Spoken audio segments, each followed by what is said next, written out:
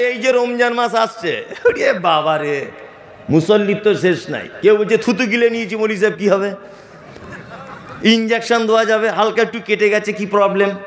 হ্যাঁ, দুপুরবেলা শুয়েছিলাম, আমার বউ আমার পাশে শুয়ে পড়েছে, রোজা হবে কি না, এইসব নানান ঢঙের প্রশ্ন নয়, এত প্রশ্ন। আল্লাহু আকবার। ইমাম সাহেবদের রমজান মাসে ঘুমটাই হারাম করে দিবে, মানে ওর মতো মুসল্লির এলাকাতে নাই। রমজান মাস শেষ, ঈদের আগের দিন তেরে নাম চুল কেটে সিনেমা হলের টিকিট কেটে বসে আছে। সেই লোকটাই এত প্রশ্ন করছিল, ঠিক না? বাস্তব বলছি না এগুলো। বেশি প্রশ্নতত্ত্ব করতে যাবেন না। ইসলামিক ব্যাপারে মান্যতার দিক দিয়ে দুটো জিনিস দেখবেন। কটা জিনিস? দুটা। এক, কোরআনে যদি সেটা থেকে থাকে আমি অন্ধের মতো বিশ্বাস করে নিলাম। দুই, সহিহ হাদিসের ভিতরে ঘটনাটা আছে কি না এটা জেনে নেবেন। আপনার মান্যতার মানদণ্ড দুটো। কটা? দুটো। একটা হচ্ছে সহিহ হাদিস আর একটা হচ্ছে আল কোরআন। এই দুটো জায়গাতে স্পষ্ট হয়ে গেছে, আপনাকে আর অত প্রশ্ন যাওয়ার দাগ লাগবে না। মানুষ প্রশ্ন করতে করতে করতে করতে এমন একটা পর্যায়ে পৌঁছে যায় যে তার ঈমানটা রাখা পর্যন্ত মুশকিল হয়ে যায়, তাই না? ওই জন্য অতিরিক্ত প্রশ্ন আল্লাহ নবী সাল্লাল্লাহু আলাইহি ওয়াসাল্লামের সাহাবীগণ পছন্দ করতেন না। তা আমিও এই ব্যাপারে কিছু বলছি না। আলিফ লাম মিম সোয়াদ, এ ব্যাপারে আমি কিছু জানি না। নবীজিও বলেননি, সাহাবায়ে কিরামগণ বলেননি, আমি মুমতাজুল ইসলাম বলছি না। তারপর আল্লাহ তাআলা বলছেন, কিতাবুন উনজিলা ইলাইকা ফালা ইয়াকুন ফি সাদরিকা হারাদুম মিনহু লিতুনজিরা বিহি ওয়া যিকরা লিল মুমিনিন। এটা একটি কিতাব। এটা কি কিতাব? এটা অবতীর্ণ করেছি আপনার কাছে এই কারণে যে এর মাধ্যমে মানুষকে আপনি দাওয়াত দেবেন, মানুষকে আল্লাহ ভীতি তার অন্তরে জাগাবেন। আর এইটা দাওয়াত দেওয়ার ফলে যদি কোনো রকমের বিপদ আসে বা কোনো রকমের কোনো মুসিবতের সম্মুখীন আপনি যদি হন, আপনার মনে যেন কোনো রকমের ভয় বা সংকীর্ণতা সৃষ্টি যেন না হয়। আর এটা মোমেনদের জন্য কি উপদেশের বাণী। এই জায়গাটা একটা কথা বলি, তাহলে মানুষের কাছে দাওয়াত দেওয়ার মূল বই কি? মূল কিতাব আল কোরআন, তাই না? আমি এই সত্য কথাগুলো টেনে টেনে কোরআন মাজিদ থেকে বার করে করে জাতির সামনে যখন বলি, এক শ্রেণীর আলেম ওলামারা তখন আমার মা বোন তুলে গালাগালি দেয়। আল্লাহ তাআলা বলছেন, কিতাবুন উনজিলা ইলাইকা ফালা ইয়াকুন ফি সাদরিকা হারাদুম মিনহু। আপনার কাছে এটা কোরআন অবতীর্ণ করেছি, এর মাধ্যমে আপনি মানুষকে আল্লাহর ভয় দেখান, জাহান্নামের ভয় দেখান। এক কথায় এইটা দিয়ে আপনি তবলিগ করুন মানুষকে। কি দিয়ে তবলিগ করা লাগবে? কি দিয়ে? মানুষকে এইটা দিয়ে তবলিগ করা লাগবে। এইবার আপনাকে আর একটা কথা বলে রাখছি, এইটা আমার বক্তব্যের প্রাসঙ্গিক থেকেও আলাদা। সেটা কি? এবার আপনাকে বলছি, কোরআন মাজিদ অবতীর্ণ হয়েছে আল্লাহ নবী সাল্লাল্লাহু আলাইহি ওয়াসাল্লামের কাছে নবী হওয়ার আগে না নবী হওয়ার পরে? নবী হওয়ার পরে। আল্লাহ নবী সাল্লাল্লাহু আলাইহি ওয়াসাল্লাম বাচ্চা থেকে 40 বছর পর্যন্ত ভালো মানুষ ছিলেন না ছিলেন না? ছিলেন। 40 বছরের নবুয়তি লাভ করেছেন। উনি যে যুগে জন্মগ্রহণ করেছেন তার নাম আইয়ামে জাহেলিয়াত, অর্থাৎ মূর্খতার যুগ। মূর্খতা, এত মূর্খতা যে বাপ তার বেটির সঙ্গে রাতের বেলা শারীরিক সম্পর্ক করত। মানুষ মারা গেলে তার মাথাটা কেটে মগজ বার করে ঠিক এই টুপিটার মতো মাথার খুলিটা করত, তাতে শরাব পান করত। তারা মৃত্যু মানুষের মাথার খুলিতে শরাব পান করত। সেই যুগে সব থেকে 4টি পাপ ছিল পৃথিবীর ভয়ঙ্কর পাপ। 1, চক্রবৃদ্ধি হারে সুদ। 2, গোত্তরীয় ঝামেলা। 3 নম্বরে হচ্ছে ব্যভিচার। 4 নম্বরে হচ্ছে আর একটা পাপ, সেই পাপের নাম হচ্ছে ব্যভিচার, সুদ, মদ পান আর গোত্তরীয় ঝামেলা। 4টি পাপ। আল্লাহ নবী সাল্লাল্লাহু আলাইহি ওয়াসাল্লাম এই পাপকে ঠেকানোর জন্যে নবী হবার আগে একটা সংগঠন তৈরি করেছিলেন। সংগঠনের নাম দিয়েছিলেন হিলফুল ফুজুল, আপনারা জানেন। আর এই হিলফুল ফুজুল সংগঠনের মাধ্যমে যুবকদের দায়িত্ব দিয়ে এই অসভ্য জাতিকে আবার আলোর দিকে ফেরত আনার জন্য তিনি আপ্রাণ চেষ্টা চালাচ্ছিলেন। আর এরই মাঝখানে তিনি চলে যেতেন জাবালে নূর বলে একটি পাহাড়, সেই পাহাড়ের একেবারে উঁচুতে একটা গুহা, তার নাম হীরা। হীরা গুহাতে আল্লাহর ধ্যান করতেন। হঠাৎ করে একদিন জিবরিল এলেন, ঘটনা কেটে কেটে দিয়ে বলছি। জিবরিল এসে বলছেন যে আপনি পড়ুন।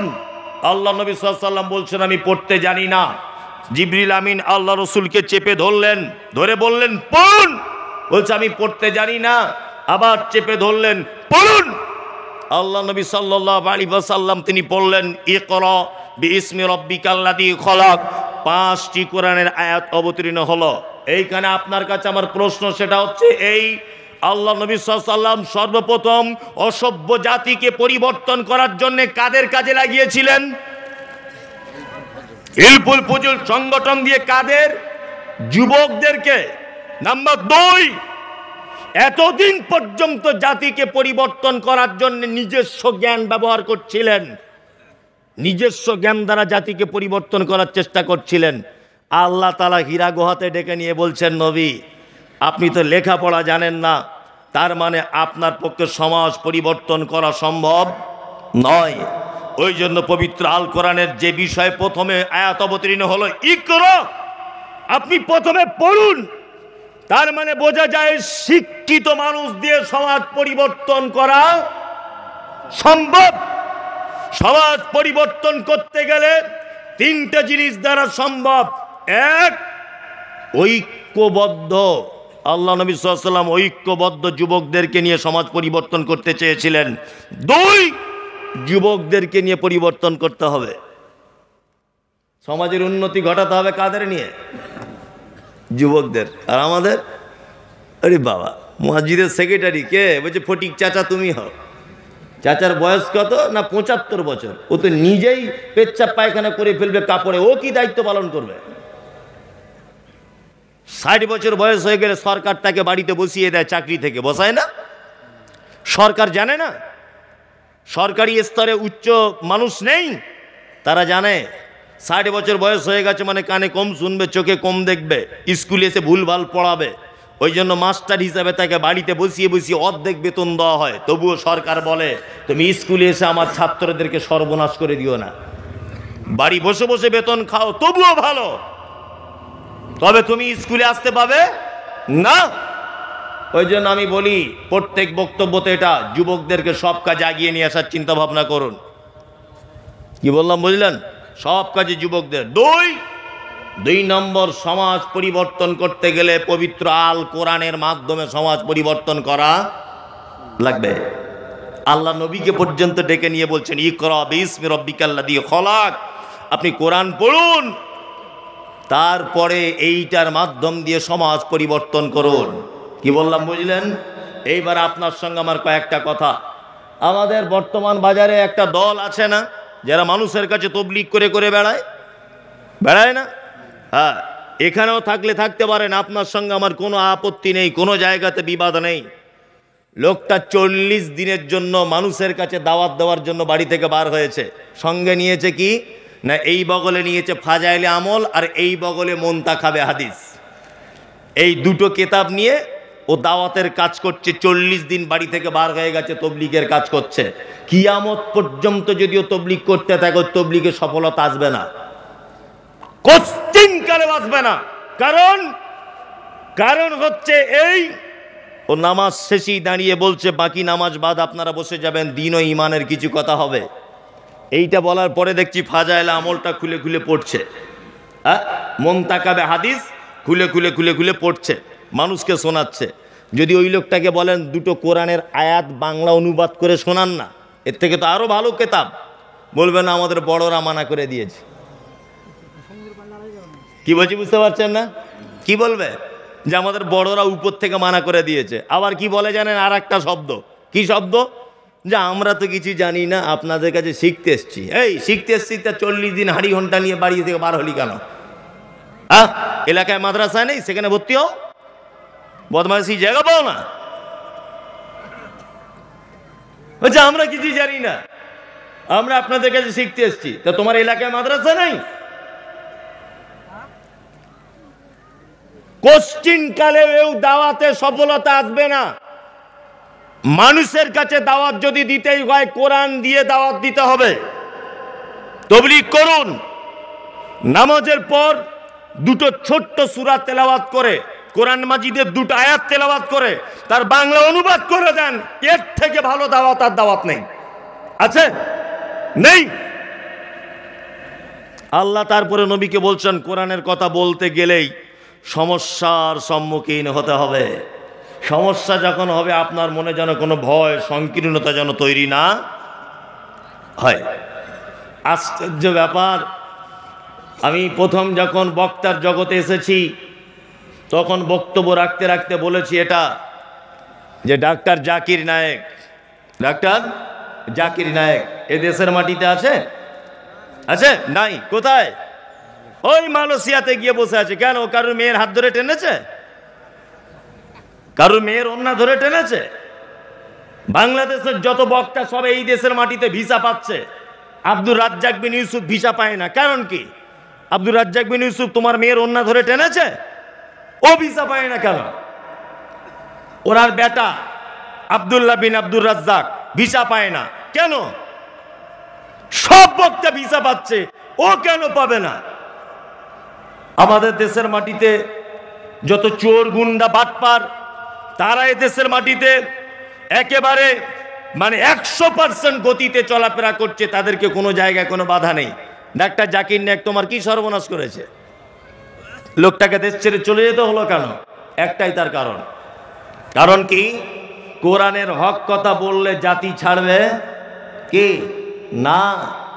বক্তা বক্তব্য রাখছে, বক্তব্য রাখতে রাখতে সবাই হাততালি দিচ্ছে আর বলছে নারে তাকবীর, আল্লাহু আকবার। আগামী বছরের ডেটটা আবার লিখে নেন হুজুর। এবছরে ক টাকা নিলেন? 20,000। আগামী বছরে 30,000 দেবো, আপনি আবার ডেট লিখে নেন। সবাই যদি বলে ভালো বক্তা, তার মানে বুঝতে হবে যে ও বক্তা এখনো সত্য কথা বলিনি।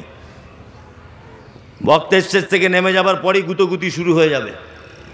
কিছু লোক বাঁশ নিয়ে দাঁড়িয়ে থাকবে ওদিকে মারার জন্যে, কিছু লোক উঠে পালাবে তেজ করে। এই বক্তা এনে ভুল হয়েছে, তবেই তো বক্তা সত্য কথা বলেছে, এটা প্রমাণ হবে। মাতালও বলছে খুব ভালো বক্তা, সুদখোরও বলছে ভালো বক্তা, হারামখোরও বলছে ভালো বক্তা, মৌলভী সাহেবও বলছে ভালো বক্তা। তো ভালো হলো কি করে? হ্যাঁ, ও ভালো হলো কি করে? আশ্চর্য ব্যাপার। সোশ্যাল মিডিয়াতে খুললেই শুধু মমতাজুল ইসলাম, ওর বাপের জন্ম ঠিক নেই, ওর মায়ের জন্ম ঠিক নেই, ওর জন্ম ঠিক নেই, এটা নেই ওটা নেই, শুধু এই। কেন বলুন তো? আমি বলে দিয়েছি সবে বরাত পচা বেদাত, লোকাল বেদাত নয়, পচা বেদাত, এটা ভয়ঙ্কর বেদাত। এটা যেই বলে দিয়েছি আর শুরু হয়ে গেছে তোলপাড়। কি বললাম বুঝলেন না? আমি বলে দিয়েছি পচা বেদাত, লোকাল বেদাত নয় এটা। এ প্রসঙ্গে পরে কথা বলছি আপনাকে। তার মানে কোরআনের দাওয়াত পৌঁছে দিলে সমস্যার সম্মুখীন হতে হবে, তাই না? আর আপনি যদি সমস্যার সম্মুখীন হয় তাহলে আপনার সাপোর্ট করবে কে? আল্লাহ। আল্লাহ করবে না? করবে আল্লাহ। যারা কোরআনের পক্ষে সঠিক দাওয়াত মানুষের কাছে দেয়, তুমি তাদের জন্য সহায় হয়ে যাও। বলুন আমিন, আমিন। চলুন, আল্লাহ সুবহানাহু ওয়া তাআলা তারপরে বলছেন যিকরা লিল মুমিনিন, কোরআন হচ্ছে মুমিনদের জন্য উপদেশ। যিকরা, জিকির মানে স্মরণ করা। জিকির মানে কি? স্মরণ করা। কোরআন তেলাওয়াত করলে আল্লাহ স্মরণ চলে আসে। আল্লাহু আকবার। পবিত্র আল কোরআনে আল্লাহ বলছেন কি? ইন্নামাল মুমিনুনা আল্লাযীনা ইযা যুকিরাল্লাহু ওয়াজিলাত কুলুবুহুম ওয়া ইযা তুলিয়াত আলাইহিম আয়াতুহু যাদাতুহুম ঈমানা ওয়া আলা রাব্বিহিম ইয়াতাওয়াক্কালুন। আল্লাহ বলে মুমিন হলো তারা যাদের সামনে কোরআন তেলাওয়াত করা হয়, কোরআনের আয়াতগুলি বলা হয়। আল্লাহ বলছেন কোরআনের আয়াত তার সামনে বলা হলে যাদাতুহুম ঈমানা, মুমিন তোমার ঈমান বেড়ে যাবে সাথে সাথে করে। আল্লাহু আকবার। ঈমান বাড়ে? বাড়ে না।